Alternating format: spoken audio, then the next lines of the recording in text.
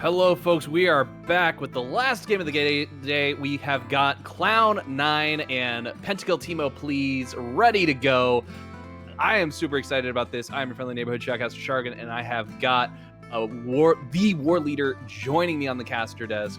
Are you ready for this, my friend?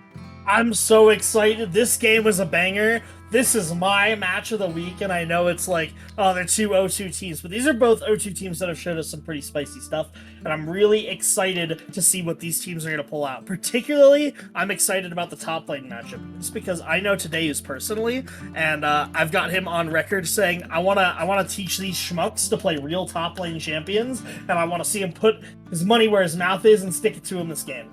You know, that would definitely be something interesting to see, just because I'm interested to also see what that Jawa she dated and how they'll be able to play it, because I am such a fan of Cloud9 just as a team. I've listened to a couple of their comms, and it's just been absolutely fantastic to hear how relaxed and chill they are. So I'm looking forward to seeing how that ends up playing out.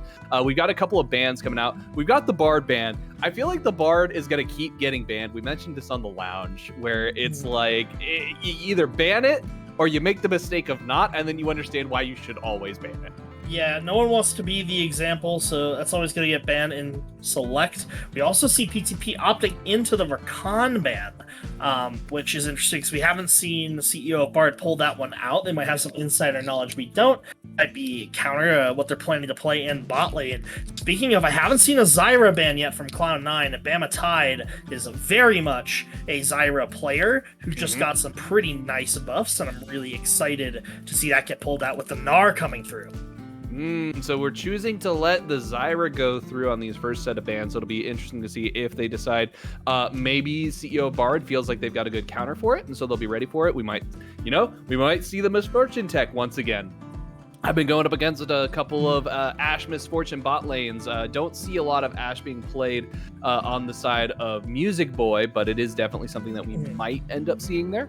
Yeah, one of the big changes as a result of the Misfortune counter pick is that Zyra plants now have 6 health and Frenzy, so that she has that burst option. Looks like Cloud9 may be opting into that Wukong first pick. It's something that is very effective at some of the highest levels of play, so I'm not too surprised to see it get picked up. I would expect that that's almost certainly in the jungle. Jawa can play it, and Vayne is locked in for PTP. Ooh, that Vayne is like immediately coming out. You already know kind of what kind of a comp Pentakill Teemo Please is now going for. They're basically going to be playing Protect the Vayne. Very, very powerful, as she's going to be able to just absolutely shred through any tanks that get put in her way. And we've got a J4 being picked up right behind that. And with that J4 pickup, that's a lot of nice engage potential and lockdown with that Cataclysm. So it'll be interesting to see what we end up having come through on the rest of these picks. It looks like Annie is currently the hover for Cloud9. And we'll have to see if they lock that in. Gonza has played the Annie before, so I won't be surprised if they lock it in, but it's the Neeko, and I've been going on about this. The CEO of Bard's Neeko support is something I'm super excited for, and I'm really excited to see them pull it out. I am looking so forward to seeing a Neeko support. That will be really, really awesome to see, just because I expect Cloud9 to be kind of one of those crazy teams that just pulls out the absolutely wacky off-meta comps. And just seeing that come up right there is really, really exciting.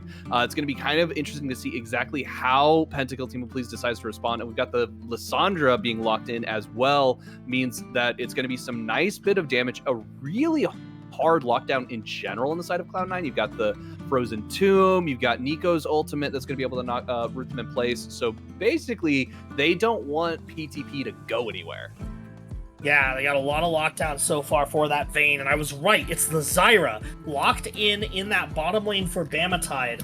I expected Bama Tide to pick this into any matchup, and I doubt they have much experience in the Neeko one, so we're going to have to see if those plants give Neeko opportunities to get that extended E-cast when it goes through one enemy. It grows wider and it roots for longer. So Zyra is setting up things that Neeko can E through. That being said, a lot of poke down there, a lot of lane presence for Bama Tide on their main. Try and support Vayne's Vayne. Yeah, and it's going to be interesting to see exactly how Cloud9 decides to counteract that.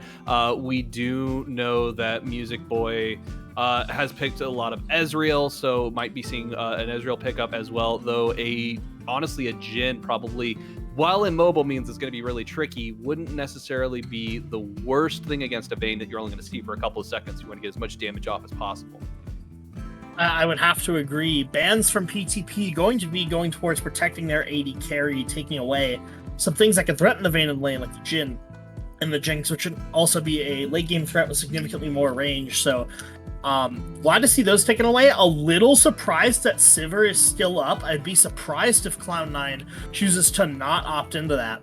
And one other thing that I'm watching in this draft is that so far every team that's won today has a Volibear on their team. Volibear's still available.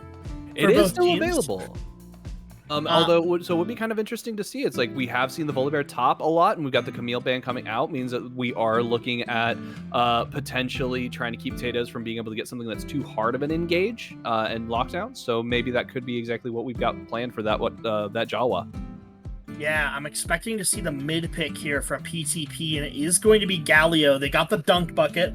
I really like putting that together because it's a really easy to execute engage for your team that is very good in these team fights. That being said, Cloud9 really want to be in those like AoE team fights with their Nico ult, with their Wukong ult. So they might be playing into it, but the Jarvan Cataclysm might be enough to separate off the big AoE ultimates. We'll have to see how Gandorfs plays it. It could also just end up being an absolute disaster if he ults in the wrong position, locking some of his own teammates next to a frozen tomb. So that could end up being a counterintuitive situation. And we've got the Ornn lock-in for that Jawa she dated. Going for a bit more tank. Again, nice bit of CC coming out of the Call of the Forge God. Plus, you've got those ornaments that are going to be coming online as the game progresses to just give that team that much more power as they scale into the late game. And look at this, we got the Sivir Hover, a very powerful late game champion that if it has an ornament is even more terrifying, but we're going to go for the Caitlyn instead. Like the Caitlyn. Get the Vayne 1 trick down early game and just try and punish just that early game. Picking Vayne this early into a draft is really bold from the side of PTP, and so Cloud9, while later in the draft that's probably optimal, are going to punish it. Now, last pick for today has told me wants people to stop playing Ornn and Mordekaiser so much and play some real champs. So I'm curious what the answer is, and it is Illaoi in the top lane for PTP, and that is certainly not one of the stock standard FOF champions, so I'm really excited to see how PTP are going to play around it. I think their composition is generally pretty easy to execute, but the Illaoi definitely changes things and requires some lane dominance. It does require some lane dominance. She's going to be looking to fight this Ornn early, so it's going to be a really interesting matchup between that Jawa she dated and Tatas, and I think that's just going to be where we're going to be keeping an eye on for things most of this game.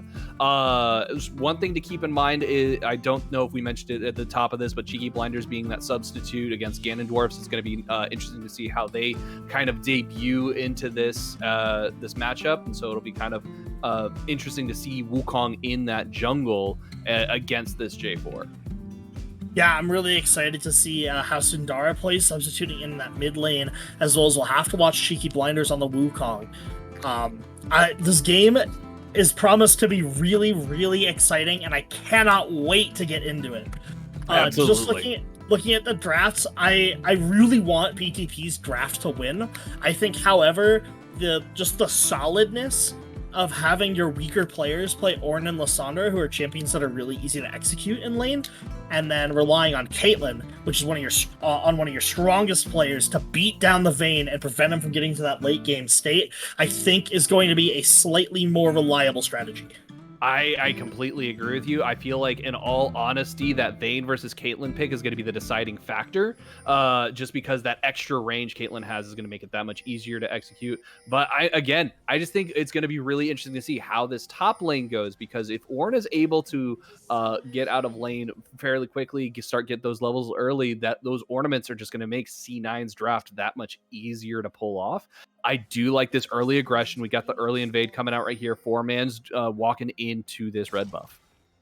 Yeah, I think the ward placement from Bamatide could be a little better. It won't matter at the end of the day, but I just really like having the ward either in the pit or more towards the Raptors, just because you see more relevant space to junglers in the early game. C9 pushed up aggressively to try and get counter vision on the top side, but aren't going to end up getting it at the end of the day. Yeah, not quite able to get it. We do have Alawi hovering over by red buff, going to drop a ward there, so they're able to see if Wukong does decide to go for that steal. J4 starting red side as well, actually. So it looks like we're going to be looking at 2 top-down clears coming out of both of these junglers. It's going to be meaning they're both going to be looking to play around this bot side, and it's going to be kind of spicy, I think, as we get to those early ganks.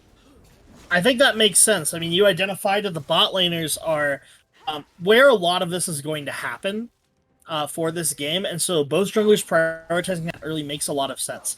Yes, you have a somewhat volatile top matchup you want to get ahead, but Ornn's W is really good at denying Jarvan's gank. Jarvan is like a one-trick kind of ganker, where it's that EQ combo, and then after that it's just like auto attacks and stat sticking. So if you unstoppable to deny the knockup on the EQ combo, especially with Tadeus not having any follow-up CC, really difficult for Jarvan to make things happen in that lane. Yeah, it's going to be really, really tricky. Alawi's going to be looking for those big fights later on, wherever she's able to get into them around 4. Look at that nice root already in this bot lane. We see Music Boy taking a decent amount of damage as they're just getting a nice little chunk, but we have good return from that Caitlyn auto attack. And then we got those brittle stacks in the top lane. Lots of damage, lots of different targets just going to be coming out from the side of C9 very early. Yeah, and we're seeing a lot of trading up in this top side. So far, it's actually the Ornn getting a lot of poke down onto the Alawi. Alawi does have some level of sustainment. Isn't hitting his tentacles quite yet. It's really going to be around more as we get into these like mid levels. Gandorf's looking bot lane. Oop, might have an already angle. got an early level 3 gank coming out, but the Nico root is just going to mean, hey, stop it, go away. Yep, and the traps aren't quite through yet. Music Boy still being at level 2, but big root from Bamatide is not going to result in anything. Gandorf's not coming back to bot lane, but good look from Zyra being very aggressive. Very, very aggressive coming out from Zyra. This minion wave is just starting to stack up against C9, so it's going to get a little bit more dangerous, a little bit more risky. Ooh, good root once again on a Music Boy. Getting brought down to half health. Let's do Vandal. Looking for that engage, but we already have cheeky blinders over on this side of the map to kind of dissuade them from continuing. Does mean that the early ganks are going to be going in favor of C9. Yeah. Bot lane is getting pushed in here by the side of PTP. Wukong in the area can potentially look for something, but as of yet, nothing to be found. Now, with Caitlyn being so low because of all this poke, means this could be very risky, but we got the nice headshot coming out as first blood goes over to the side of Cloud9. Yeah, cheeky blinders once more! Yeah, he's going in, looking for a little bit more, but the condemn means that he's not going to be able to continue that fight. In the meanwhile, in the top lane, we do have Tadas getting knocked up by the Ornn. Nice bit of engage over there. Music Boy very, very low because of these minions. Yeah, things aren't going amazing for the Alawi top right now. Able to establish a bit of a CS lead, but as these waves crash, I think Ornn's going to be able to catch up there. So far, the gold is definitely favoring C9 after that kill, but Sundara in the mid lane are picking up themselves. They are picking themselves up a little bit, and I think something that's really good to point out right here is Wukong is losing his topside jungle because he made himself visible twice on the bot lane. We do see that J4 taking advantage of this, going in on there, Ganondorf's being like, it's fine, you can be down on the bot side, but that just means I'm going to take all of your camps because I've got no bot side jungle available for me. Yeah, it's not exactly where Gandorf's wants to be the jar, but, you know, you got to take something. It's always better to get something than nothing, and if they can't find a lane ganking opportunity, and they're just going to have to go for the camps and be happy with that. Jarvan is a stat stick champion. The items definitely aren't bad on them, but not as good as having a kill on your Vayne. But can't make it happen, can't make it happen. I respect the play. Yep, not much you can really do about it. We do see here Galio's able to push in the Lissandra fairly well, looking bot lane at this point, probably just trying to suss out these camps, get some vision on them so they're able to see those timers. Could be potentially something good for them down the line as they're looking around this Cloud Drake. But in the meantime, we've got J4 starting another top-down clear as we're going to be seeing the rest of his camps come up. We're going to probably be looking for another gank here shortly. Yeah, it looks like we're going to have a pretty quiet laning phase for a little bit. Both of these teams desperately not wanting an 0-3 start to their FOF for many of these players, their debuts in the Friend or Foe series. So they really, really want this win, and they're playing, especially from the side of C9, calm and reserved. And we're only a couple of minutes into this game. Looks like we got a bit of a fight going on right here as Lissandra and is going in on this Galio. Frozen Tomb's going to come out.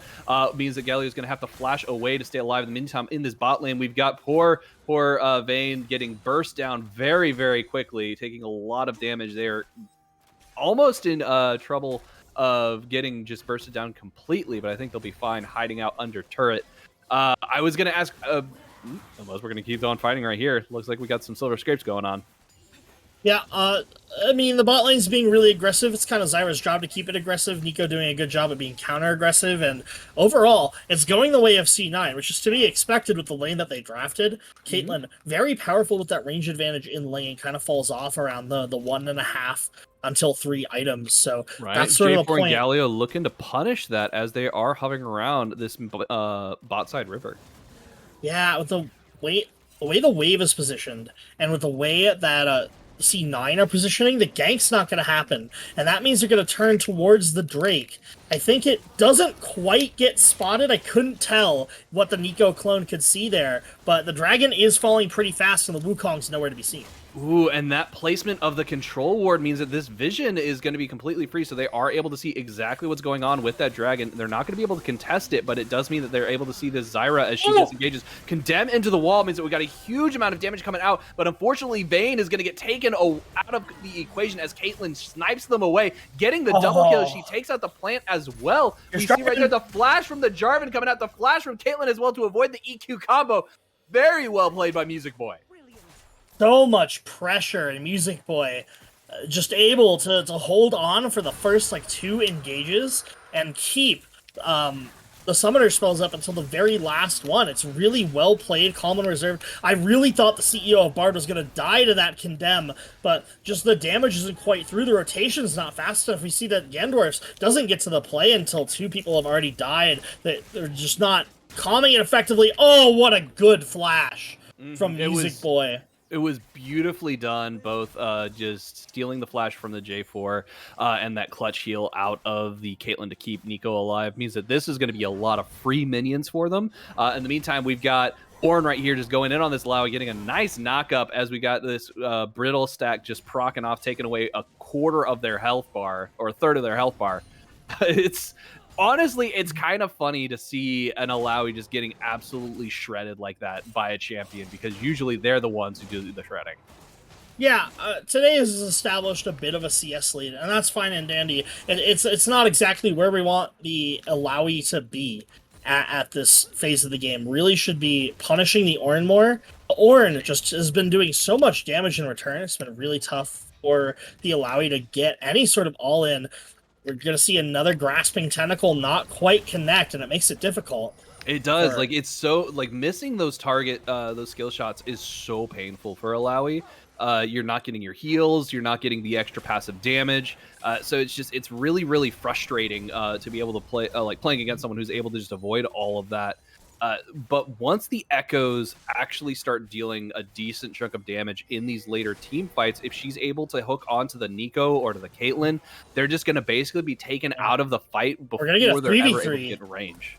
Yeah, Jarvan's been sitting in this bot bush. Wukong in the wings is looking. Gandorf is spending a lot of time bot lane trying to make this one work. Knows Caitlyn doesn't have summoner spells. And now Nico sees the Jarvan as they walk into the bush, but it's going to be the nice pop flower to completely stop the engage, which means Caitlyn's going to have some free auto attacks off, able to get so much damage down. These are 3 members that you know that they're going to be chase support. Caitlyn looking for the angle, flash, not able to find it. The exhaust is going to come out, and that is going to be 3 members of PTP barely able to scrape out with their lives.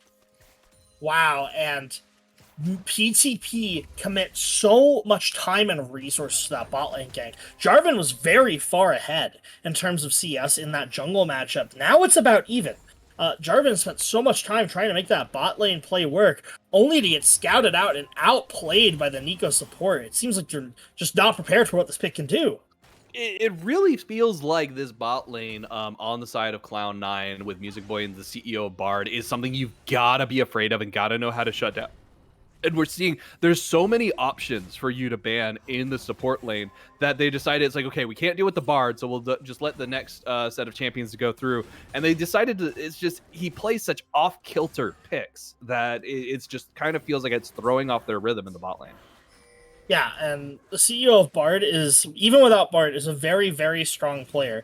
One of the highest KDA players, despite losing both games. Gandorf's in the top lane, looking for the flag and drag. Is going to land it. Drag. It's going to knock up, but we got the call of the Forge God going to come out. There's going to be a double knock up. We got the Alawi ultimate coming out as well. Means that Ted Dedeas does manage to finally pick up a kill, does manage to finally get some pressure onto this lane, and that is going to be a couple of plates for them, and they are going to be able to get some nice gold in their pocket. That was a huge turning point for this top lane. It's going to be hopefully Dedeas is able to actually capitalize on it. Yeah, I'm worried about the amount of resources that the Alawi has compared to the amount of resources that the Caitlyn has right now. 3-0, Gale Force completed before any other first item gets finished, puts the Caitlyn in a very strong spot to have a very smooth transition from the early game spike to the late game spike. Now, PTP are turning towards this Rift Herald, and Wukong's there, going to look for the steal. Looking for that steal. We've seen a lot of damage coming out. We see the flag and drag come out, Nabil knockups coming with the Galio ultimate as well, the grand entrance, but that is going to be a lot more damage coming out from the side of C9 as they are able to finally get it. We do see that the double kill for the Ornn replaces that one kill they gave up, so that is going to be really good for them. Yeah, and the problem for PTP on this play is that they're making this play without vital cooldowns. You can't make this play without a Alawi R. You get a huge 3 to 4 man Alawi ult there if you play with it, but they're ahead of tempo, they're ahead of schedule. PTP haven't really been in many advantageous positions to split. Don't know how to play it, don't know when to back off when they've gotten what they've been looking for, and as a result, it's going to be a lot more gold going over to the side of C9. Massive trade from Music Boy! That was so much more damage than I expected. Oh my goodness, Music Boy, monstrous on this Caitlyn, and I think we've sort of seen how this game's going to play out. I think so. Unfortunately, the Caitlyn just does not have or has the range advantage and the damage advantage over this Vayne, completely outclassing it. The Sivir would have been perfectly fine, but at the same time, Caitlyn was just the perfect choice this match. Yeah, very well played. I mean, no teams are really playing Vayne right now, and it's because she has a lot of punishes. Even with a variety of ADC bans, still get a very hard counter from Music Boy and is playing it to perfection. They really are, and we are going to see another flag and drag come out of Jarvan looking for the engage on the bot lane, trying to get that shutdown gold. They aren't able to find the knockup, though. We do see Caitlyn blasting the blast cone away. Getting the shut Cataclysm come out. That is going to be huge. Caitlyn flashing out of it in order to stay alive, able to get these knockups up, stepping just outside the Zyra ultimate, able to avoid taking all of that extra damage. I don't know what they're looking for. They're trying to do something with the Fog of War on the backside, not able to find it. But that does mean that they're going to be forced off this Drake, and that is going to have to reset. Yeah, it's really awkward to go for that so early. Your Vayne is walking from base and can be a very powerful tool to condemn with the Cataclysm. It's part of what makes the composition that PTP have drafted so good, but instead it makes it really difficult. Now, both Music Boy and CEO of Bard went back to base, and Vayne has a pretty good dragon taking time and cares less than most champions about the buffs to the dragons. So, to PTP's credit, that play does net them their second Drake of the game, which puts them in a good spot to stack. It does, and that is actually going to be a big... the extra resistances are going to be huge. Even though it's not going to be a soul, it will allow them to have some extra defenses versus the Caitlyn as she's just peppering away at their health bars. In the meantime, in this top lane, the Grasping Tentacle just is doing so much with those echoes and the tentacle spawns, keeping... that Jawa from being able to actually engage too hard. We do see now that the Awakened teleports are available, although TP from Alawi is just off of cooldown. It kind of looks like they tried to use it in a fight earlier. Yeah, I'm tempted to say that it's a spectator bug, but I'm not actually sure why it would be on cooldown right there.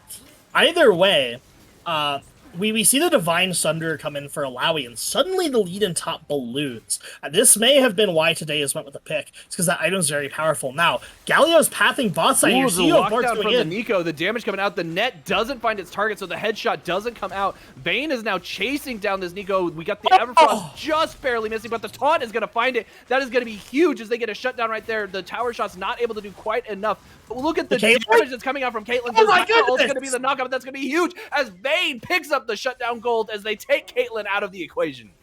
PTP 3 versus 2. They bring the mid laner down to bot lane. Finds a great roam timer from Sudara. Doesn't even need the grand entrance. And massive win for C9 right there. They put a pretty fat shutdown onto that Vayne. Now gets to walk out of lane. Not quite the same amount of gold that this Caitlyn has. 4 kills is a lot of kills. But gets to go a long way into catching up. And with Caitlyn starting to hit that fall off point that she's really infamous for, very great timing for Vayne to pick that one up.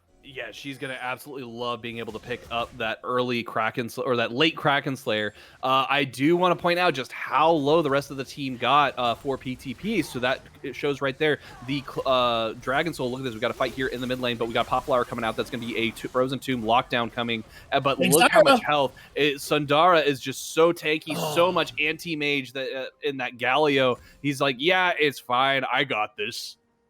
Yeah, I couldn't quite see the Zyra ult CD, but if they had that ability, would have gone crazy. No. Vayne taking so much damage. Vayne Vayne'll doing a little bit of Vayne spotting, as Vayne is known for, and that's going to keep C9 in the gold lead. They're going really aggressive to get the trade, but it doesn't matter. Ult. The Caitlyn is still ahead. You're Vayne versus Caitlyn. You don't have that range advantage. You can't play that aggressively without your teammates behind you. Vayne's not the kind of champion that can make those plays alone. Very team reliant to stay safe. Mm-hmm. It looks like that they might have thought because they had, I think because they had ultimate up, they were going to be able to get a cheeky condemn and then ult into it and just start staying invisible.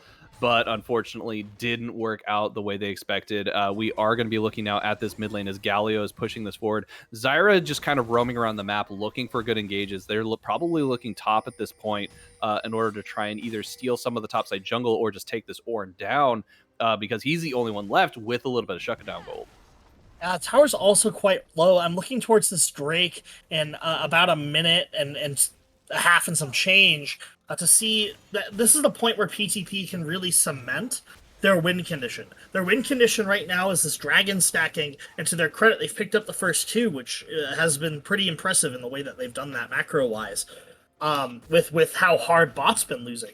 That being said, we're going to get to a point where we get to a 4-on-4 or a 5-on-5 fight over that objective for as important as it can be. So that's the point that I'm looking to for the next big, exciting engage to happen. I think that's exactly what we're going to see. I do think that we got C9 who are going to be wanting to pick that up because if they're able to pick up the Hextech Soul, that Static Shiv passive is basically going to be really, really great for them. Look at this. We got, again, another engage on the top lane. Ornn just kind of having to take these tentacles out to avoid getting too burst down by the Alawi. J4 and Zyra now looking at this Rift Herald. Should be an easy take for them, but it looks like we're going to see a fight here in a moment. Yeah, I'm surprised. Oh, big abilities going down from Zyra. Yeah, big abilities going down from Zyra. We do have the TP coming out as the Alawi is going to be going in on the backline. Unfortunately, or Galio is going to be going on the backline. Completely obliterated as they know exactly where they're going to be. The Rift Herald does go down, so that does mean that we've got Rift on the side of PTP. They're going to be looking for that hard engage. Lissandra trying to find that target. Nice knock up. Alawi's going to be hanging out right there. Gonza looking on the side. Ganondorf's going to dissuade the engage from there as Tadas is going to be kept safe. We got the rest of C9 now looking at this mid lane. Probably going to be pushing for that, try and get that second turret. My goodness. Huge crit damage coming out from Caitlyn as that headshot just does so much is with very little prep time needed. Yeah, and sort of, I think going for the Rift Herald's really weird there. Your win condition's dragon stacking, which was spawning in 40 seconds. No need to go for the other objective. Doesn't make a lot of sense to me. Also, the Jarvan's at a very weak point in his build. I don't really know what he is building, but whatever he is, he's at a very weak point in it. Stuck on the Chain Whip, Kindle Gem, Chain Vest, a couple long swords. I mean, it's a lot of stats, but it's not a lot of oof. Yeah, it looks like they accidentally split build. I kind of want to say that that's a death stance that they were thinking about. We got the Call of Forge God coming out. That's going to be huge as a nice knock up comes out right there. We got the Everfrost, though, rooting down poor target, and that is going to be a grand entrance as Galio comes in trying to save their ally. We've got Caitlyn trying to get away. The Everfrost root is going to be huge. The taunt and that is going to be enough to get a shutdown, but Sundara may have overplayed Vayne on the side, but we've got Vayne on top of the CEO of Bard doing a lot of damage to this Nico, but this is going to be a choke point, which is exactly where Lissandra wants to find you, and that means there's going to be a huge frozen damage coming out, and we got Jawa trying to find the target. This is very well done by PTP as they were able to play their cooldowns far more effectively, pulling out that fight. Yeah, the choke point's a lot stronger for whoever's standing in the choke point. So it first opens up with this engage. Tadeus does manage to land a 2 or 3 man ultimate, which does do a lot at the start of the fight. You see how low Music Boy goes after that Jarvan engage. Good flash by Gandorfs to stay alive. And Music Boy being so low, Predator on the Galio means Music Boy's in a lot of trouble. Flash, Everfrost, taunt, there's no chance for the Caitlyn. But then, C9, despite low health bars, they think they can fight in this choke point because their team should be strong in choke points. But when both teams are strong in choke points, it's whoever's there first, and even though the Lissandra hits big CC, the CC and the abilities and the health bars from PTP are bigger and chunkier, and as a result, they pick up a host of kills and are now in command of this game. Host of kills, host of shutdowns. They may be down in KDA, but they are not down in gold. This is a 3K gold lead for the side of Pentacle Team Up, please. We're going to see them take a couple of towers off of that play. It could theoretically, if they wanted to, I think, go Baron, but they're probably going to decide against that and go for these smaller objectives. Yep, and they're going to get a lot of the standing gold off the map. I like the play to not do Baron. Vayne is not alive. She's your primary damage source for that. It's very tough to take it without. Sundara may be in trouble. Nah, Sundara's going to be fine. Just getting a little cheeky with that last hit. Yeah, not used to seeing the support Nico damage. If the Nico's on 2 items there, I'm pretty sure she can take out the Galio, but good evaluation. It's the support. Tower's all yours. Now the gold lead has ballooned to about 3,000. Vayne's still behind on items. I think it's interesting that in this game, Caitlyn opted to go for Rapid Fire Cannon. It's an item that really helps you for sieging and poking when both teams are really designed to team fight and have big engages and AoE CCs to enable their AD carries. So I'm a little surprised to not see another Zeal item like a Phantom Dancer would be really good. I'm not an ADC player, but I just think that Rapid Fire doesn't really fit with composition. My instinct is they want to continue to outrange this Vayne and just be able to completely pepper the opponents from whatever range they want. Tata's using the pathing. Yeah, a lot of damage. And the thing is, you think walking behind the turret is a safety zone, but at the same time, it tells your opponent exactly where you're going to go. And there's very little for you to escape. Look at this. We got poor Ornn trapped underneath this tower. We got Zyra looking for the engage. Call of the Forge God's going to find the Zyra, knocking her up. The root is going to go wide, though. We are seeing the tower doing a lot of like this. And we've got a sneaky Baron call coming out of C9. They are going to get spotted out. Sundara suspects something. The ward is going to get taken down. That we're going to just have to see exactly how this ends up playing out here. We got a TP coming in as well. Teleport. Oh, see, yep, Alawi TP is going to come out. The C9 is getting so low trying to take this Baron. They're not taking it quickly. It could just end up turning into a leash. The Baron is starting to reset, though. The heals are coming out, so we're seeing C9 disengage. That is still going to be a nice chase. We're going to have to see exactly if PTP is able to find their targets. Gandorfs wants it, but doesn't quite have the necessary vision. So low. Ganondorfs looking for that engage. We got the slow from the net coming out, means he's not going to be able to find the Cataclysm right away. That is going to be a root from the Alawi, though. Unfortunately, that is going to be the entirety of C9 getting out from a very risky Baron call. Yeah, very risky, and it bites them in the butt. Now, if they can get Vayne in the area, they can absolutely take it. They're clearing out the vision. They're going to walk away for now. I'm curious if they turn once the vision's gone. They don't know what's in the pit. They are going to turn towards the Baron. Vayne has a pretty quick take, so we're going to have to see how fast C9 catch on. Hex gates are available. They are available. TP from Ornn is also on board and ready to come online. We see that the Baron is already brought down to a third of its health. This is so low. This is going to be a huge fight. We do not have knowledge before. That is going to be a huge takedown. As Tata has managed to get down Wukong. Wukong is going to be taken out of the equation. Huge damage coming out from that Caitlyn auto attack as we see one of the members of PTP taking it very, very low. Cataclysm is going to lock the Ornn in place in the backline, means they're not able to engage Lissandra. Oh my goodness! The finish off. They are able to find a target, but unfortunately not not enough damage to come through, and that is going to be a double kill for Alawi as they take down Lissandra, and that is going to be Galio finishing it off and picking up the ace. This pick initially on a cheeky blinders is massive. We see why Tadeusz went with the Alawi, able to sit in this choke point, completely deny Cloud9 from getting to that Baron, goes over and the fight gets really sloppy from there, but with that initial pick, it just doesn't matter. Sundara able to run down Caitlyn, who isn't at her important item spike yet. Rapid Fire Cannon does you no good in that kind of situation, and that's what I'm afraid of. Big ace coming through from PTP, and now Dragon coming up next. Yeah, when you're team fighting, the extra range on one auto attack is not going to be enough to really help you out during the fight. And this is probably going to result in at least 2 or 3 turrets, if not an inhibitor as well. So it'll be interesting to see. Oh, no, it looks like we got Alawi backing off, just trying to be safe and make sure that they keep all these Barons up.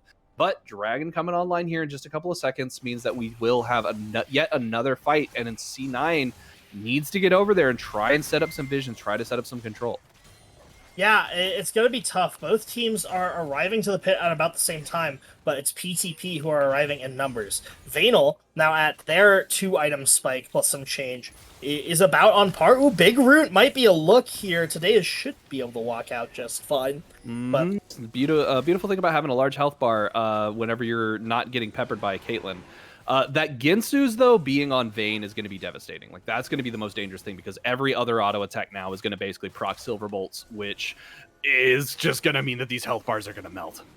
yeah, PTP are looking towards the Drake. They're holding the choke point pretty well. Have a miss from that means that is kind of the go button. However, we got the rest of C9 trying to find the engage. They do get one Nico root call. The Forge God's going to come out. It's going to be really huge, but he's going to be CC'd, so he's not able to get it off. So that means he's going to go just run right past. This is C9 getting completely shredded as they're not able to do anything. Caitlyn trying to get away, but unfortunately we got the flag and drag. It means Jarvan's going to be right behind them. They're going to get underneath this turret. Lissandra's going to be relatively safe, but unfortunately they're going to be Zyra just peppering them from the side. That is huge for PTP as they are going to start running this down. The way that Tadeusz is controlling these choke points is so critical. PTP have been able to get to the objectives first and completely lock it down with their Fed Alawi. It's really difficult without a significant amount of dashes from the side of C9 to really force their way through. They have to be very committal with something like the Ornhorn or the Wukong ult just to push in. And when you can play around with the bushes, the rapid fire cannon, which might be able to try and move Alawi from that position, just doesn't accomplish much. And now, sole point achieved for the side of PTP, who are looking to lock up their first win of this FOF season. So one thing I want to point out is there are, I see what looks to be 3 yellow trinkets on the side of C9. So they do not have a blue trinket to give them that extra vision distance. So they're not able to see these fights before it actually starts procking up. So that's exactly it. It's like they're not able to see the Alawi hiding off in those bushes to get that rapid fire cannon proc. Yeah, the Caitlyn's built to siege and to move people from their anchored positions, but really isn't able to, and it's going to be tough without significant vision control for C9 to get control over these objectives. It's really hard for them to arrive at the objectives first because of the lack of turrets that they have on the map, and it's really hard for them to push in to PTP's anchoring on the choke points because they don't have a blue trinket, so they don't have any way. I was wrong. There is one blue trinket. Well, it just came in now. Caitlyn is finally swapping that one over. It's almost like they might be listening to the cast. Oh, well, perhaps. Nonetheless, a lot of control wards coming in from the side of C9 is going to help to anchor, to help them get in on this P2P comp that's been so solid with Galio and Alawi at just not letting C9 play the game.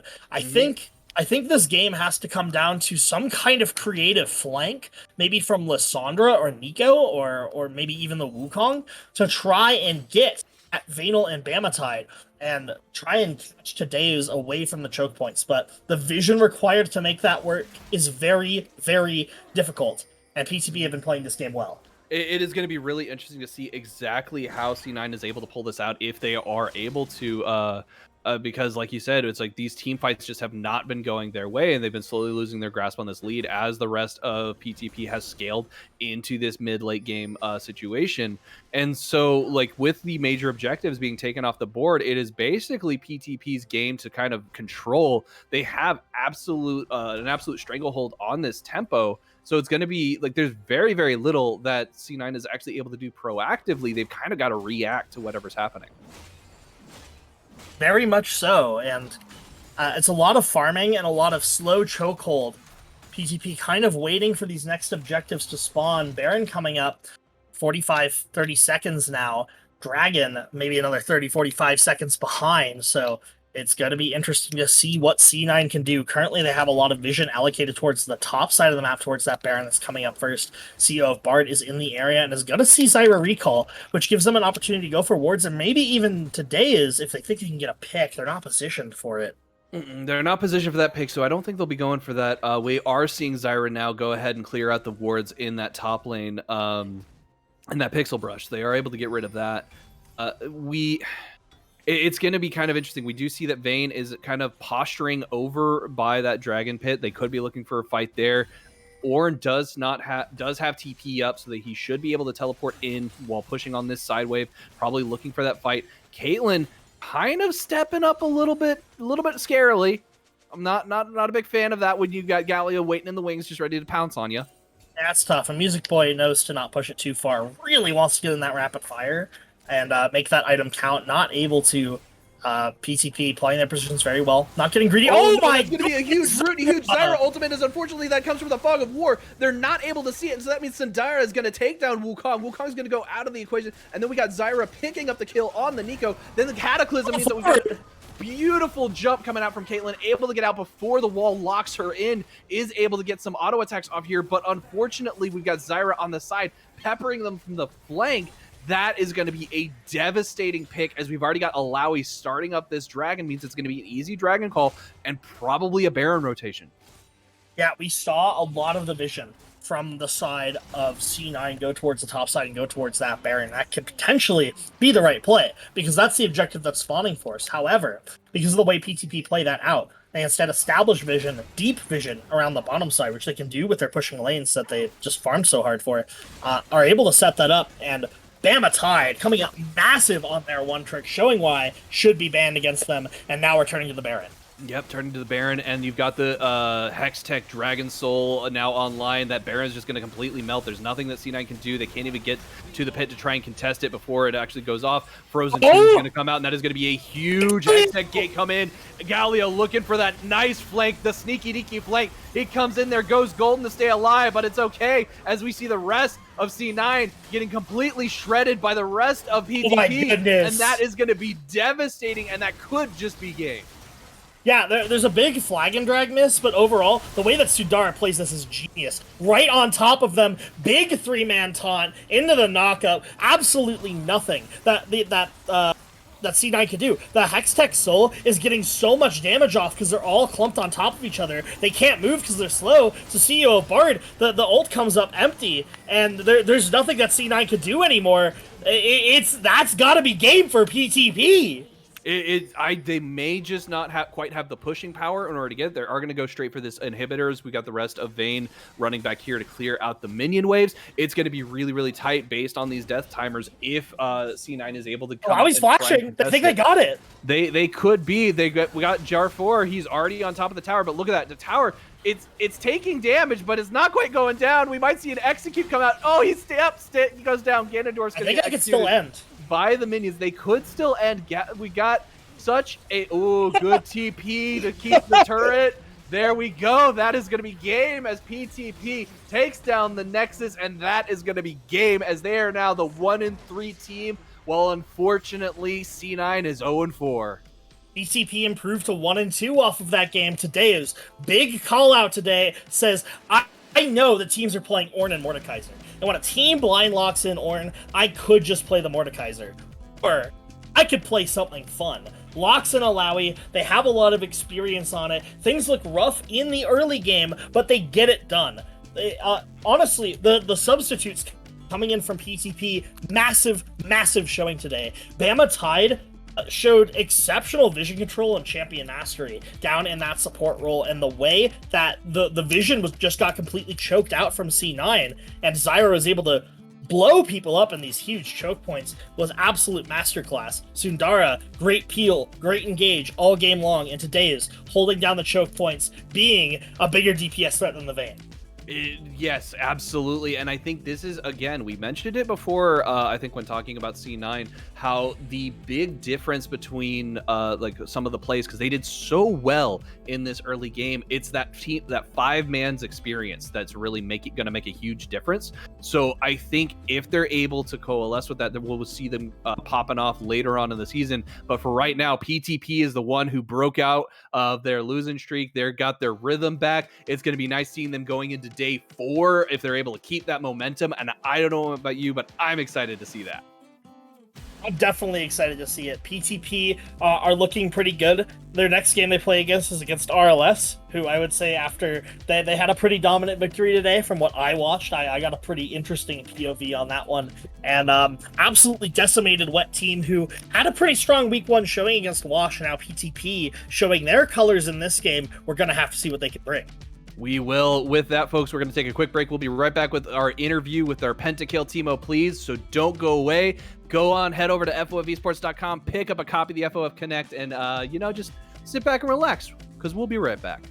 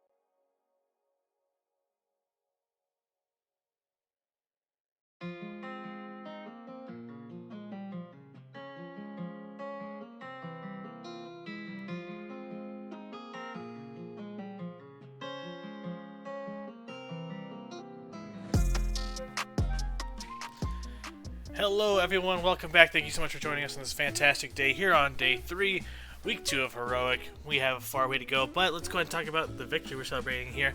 PTP picking up their first victory here against Cloud9, and I'm joined here by their AD carry, last played, Vayne. Let's do Vayne. How you doing today, Vayne? I'm doing great, man. Fantastic. I'm glad to hear that. This was an exciting matchup. War Leader even talked about it on cast. It was his match of the week for him. You know, we were excited to watch you all play. How did you guys feel coming into this match? What was kind of some of your prep that you had set up? We knew that Cloud9's strongest portion was their AD carry, and him on Caitlyn definitely showed that. Early game, we had a lot of mess ups, but obviously Vayne late game, 2-item spike is big. And I don't know, we just kind of capitalized, focused on bot lane because we knew that was their strongest play. The Alawi just coming out of the woodwork kind of just carried the game for us. That is fair, yeah. And, we talked about it a bit, but today I was talking about how the Mordekaiser weren't picks he was getting tired of seeing, so he had the Alawi in his back pocket. Really did a ton of work, and let's go ahead and talk about that pick, but also let's not shy away from Bamatide coming out, stepping on the Zyra pick, also seems to do a ton of damage. Were those kind of picks you guys already had pre-planned? Was it the games that you're looking at today, or what was your thought process with those games? So when it comes to Bamatide and Zyra, so I met Bamatide on solo duo queue about a month ago, and we both trolled together in solo duo queue and won pretty much every game we played. So I hit him up and was like, "Hey, you want to play a tournament? Prepping for this season." Well, then he ghosted me for about a month until literally the Wednesday before the Thursday, the first game. And so I threw him on the sub list, because I didn't think he was going to show up. And today we needed a sub, threw him in. And yeah, he just did his Zyra things like I knew he does. Even though he trolled just a little bit in the beginning. I mean, that's where the fun is, right, though, so it ended up working out. And, of course, your positioning was great. Jarvan moved some movements around, but also that Galio for Sundara seems to do a lot of great things, especially using a Hex Tech gate in a creative way, especially at that last fight around Baron. Is that something you guys have played around with that pick particularly, or was that just like a happen to work out that way this time? It was kind of like a happen to go, kind of happened to work out that way. But here's the thing, though, is Bamatide actually called that they were running. So we just kind of saw Galio going in, and yeah, he just landed that taunt perfectly on 3. Fair enough. Yeah, looks like there were some bumps in the early game, but definitely towards the mid game, your shot calling seemed to improve drastically between week 1 to week 2. What's kind of some of the differences that you took between from week 1? I'm not even gonna lie, our drafting is absolutely dog tier. It's terrible. This week drafting, it helped a lot. I know Dave has been working kind of in his off time, working on drafting, checking teams, scouting teams, etc. Bamatide actually mostly shot called all that, and the Alawi as well. But between both of them is pretty much what the shot calling was happening during that game. Fair enough. Well, definitely glad to see that step. I'm glad to hear these new voices, these subs stepping out of the sub list and into the light here, definitely. Is this kind of a more regular PTP lineup we can expect to see, or what's it looking like? Yeah. I don't know, man. We've always been, even since we started playing this tournament, kind of just chill, relax, not putting too much food for thought when it comes to actually playing the game. So I don't know. We'll see where it takes us. Fair enough. And there's some talk about it, especially in the first impressions video. But I kind of want to ask you personally, since I didn't get to do the interview with you. How are you feeling about PTP and making playoffs, and where are you guys expecting to see yourselves at the end of the season? Anything is better than last year and the year before that. So I think as of today, we're doing better than last year. I'm like 95% sure on that. I think 1 W puts us ahead of last year, or 2 seasons ago. So as far as in my eyes, we're already better. You know what I mean?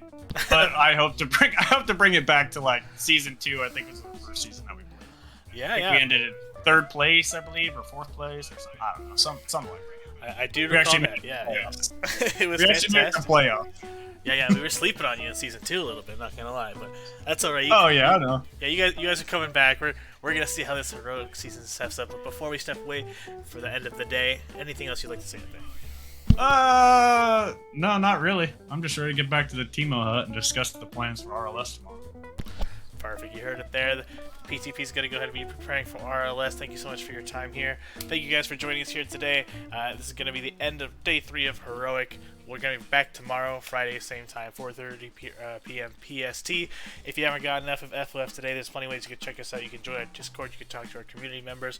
We've got the First Impressions video. If you didn't catch it there, you can catch it on the Discord, on our YouTube. All the VODs are there. You got the FOF Connect. You got the highlights. You got FOF Lounge. First episode dropped today, so don't go ahead and forget about that. Again, there's plenty of things that you can do to kill some time. We'll see you all back here tomorrow. Alright, you're clear. Thank you so much.